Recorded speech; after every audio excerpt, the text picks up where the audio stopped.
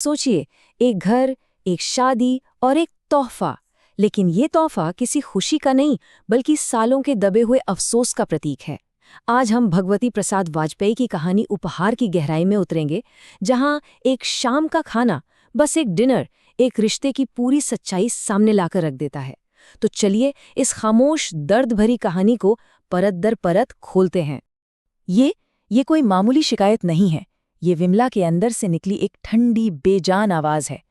जरा सोचिए, इस एक सवाल में कितने सालों का इंतजार होगा, कितना दर्द होगा, और एक ऐसी शादी का बोझ होगा जो अब सिर्फ एक दिखावा बनकर रह गई है। कहानी की शुरुआत यहीं से होती है। तो पहला हिस्सा है एक ठंडा खाना। तस्वीर बिल्कुल साफ है।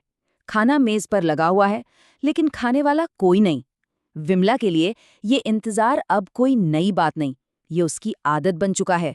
और उसका गुस्सा भी न उस ठंडे होते खाने की तरह है, जो हर पल के साथ और गहरा और ज्यादा कड़वा होता जा रहा है।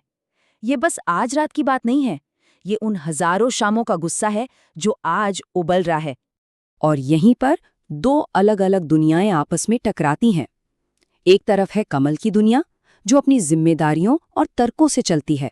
उसके लिए मेहमानों को वक्त देना एक मामूली बात है, एक जरूरी काम। और दूसरी तरफ है विमला की दुनिया, जहां कमल का ये बहाना उसके वजूद पर, उसकी मेहनत पर एक और चोट जैसा है। फर्क देख रहे हैं आप? ये सिर्फ एक गलतफहमी नहीं है, ये उनके रिश्ते की टूटी हुई बुनियाद का सबसे बड़ा सबूत है।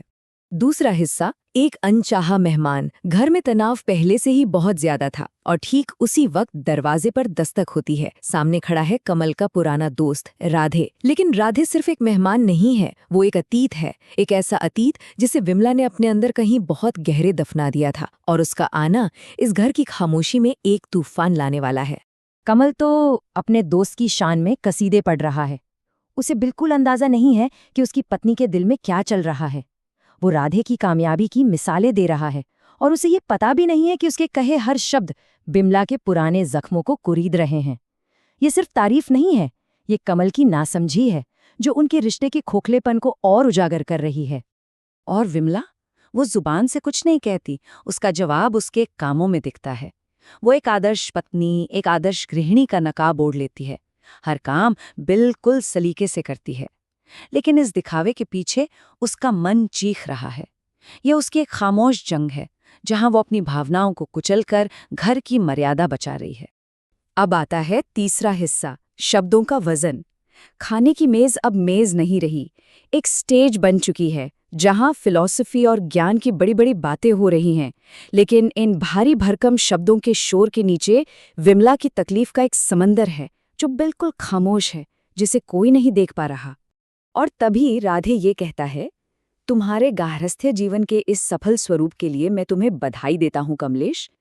सफल स्वरूप, ये दो शब्द विमला के कानों में एक ताने की तरह बजते हैं। ये उस घर की तारीफ है जिसकी दीवारें तो हैं, लेकिन रूह कब की मर चुकी है। और सतह के नीचे का सच ये है, जो दुनिया को दिख रहा है वो एक सफल घर है, लेकिन विमला के अंदर, उसके अंदर एक ऐसी औरत है जिसकी ख्वाहिशें, जिसके सपने इसी घर की नींव में दफन हो गए। उसकी आत्मा आज भी उस इज्जत के लिए, उस अपनेपन के लिए प्यासी है जो उसे कभी नहीं मिला। राधे वहां बैठकर रोशनी और अंधेरे पर बात कर रहा है, लेकिन जाने अनजाने में वो विमला की जिंदगी की सच्चाई ही बयान कर रहा है। उसकी जिंदगी भी तो एक अंधेरी रात जैसी ही है, जहां खुशी की रोशनी बस कभी कभार ही दिखती है। और यही कहानी एक बड़ा सवाल खड़ा करती है कि आखिर ये सफलता है क्या? क्या दुनिया की नज़र में सफल होना ही असली सफलता है? चौथा हिस्सा, बीते कल का सपना। अब रात हो चुकी है, कमल सो रहा है, लेकिन विमला की आंखें खुली हैं। उसका दिमाग अतीत में भटक रहा है, उस एक वजह को ढूंढ रहा है जहां से उसके सारे दर्द की शुरुआत हुई। ये कहानी सिर्फ राधे के आने की नहीं है, ये उसके जाने की भी है। तो ये थी वो कहानी, राधे की तारीफ भरी नजरें, जो विमला के लिए लोगों के बीच शर्मिंदगी की वजह बन गई। फिर उसका वो वादा कि वो चला जाएगा, और फिर पूरे 10 साल की खामोशी।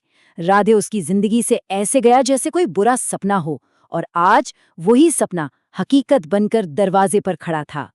और यही सवाल है जो विमला को सोने नहीं दे रहा।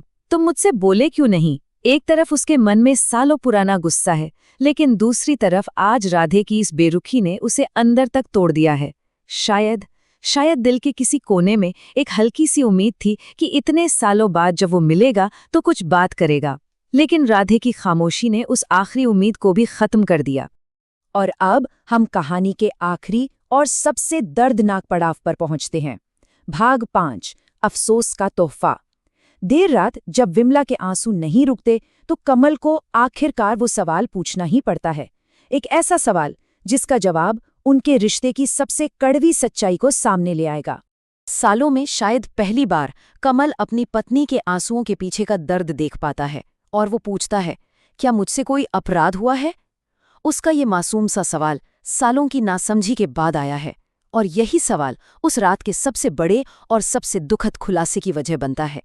और यहीं पर सारा सच सामने आ जाता है। कमल जिसे देश के लिए, अपने दोस्त के लिए एक महान बलिदान समझ रहा था, विमला के लिए वो एक विश्वासघात था, एक धोखा। कमल ने अनजाने में ही सही अपनी पत्नी के सबसे बड़े दुश्मन का साथ दिया था, उस इंसान का जिसकी वजह से विमला ने सालों तक तकलीफ सही।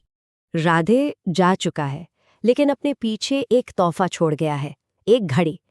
ये सिर्फ एक घड़ी नहीं है, ये उस वक्त का प्रतीक है, वो वक्त जो गुजर गया, वो वक्त जो 10 साल पहले थम गया था, और शायद वो वक्त जो अब कभी वापस नहीं आएगा। और अंत में विमला के पास सिर्फ एक सवाल रह जाता है, ये उपहार है कि मृत्यु? ये घड़ी क्या है?